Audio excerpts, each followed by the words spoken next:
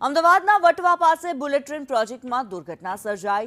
Crane તૂટતા 2 વ્યક્તિઓ ઇજાગ્રસ્ત પણ થયા છે. ત્યારે આજે દુર્ઘટના સર્જાઈ છે વટવાની પાસે બુલેટ ટ્રેન પ્રોજેક્ટમાં જે દુર્ઘટના સર્જાઈ છે. ક્રેન તૂટી પડી હતી. 2 વ્યક્તિઓ ઇજાગ્રસ્ત હોવાનું સામે આવી રહ્યું છે.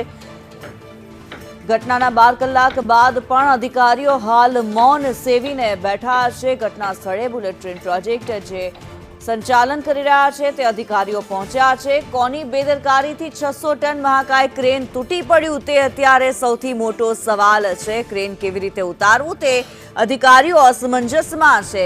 ત્યારે માહિતી જે પ્રાપ્ત થઈ રહી છે, અમદાવાદમાં વટવા પાસે ક્રેન તૂટી પડતા રેલવે વ્યવહારને અસર પહોંચી છે અને આ ઘટનાની અંદર 2 વ્યક્તિઓ પણ ઇજાગ્રસ્ત થયા હોવાનું સામે આવી રહ્યું છે. વટવા પાસે બુલેટ ટ્રેનનો પ્રોજેક્ટ જ્યાં ચાલી રહ્યો છે, કામગીરી જે ચાલી રહી છે, આ કામગીરી દરમિયાન અચાનકથી જ ક્રેન તૂટી પડી હતી.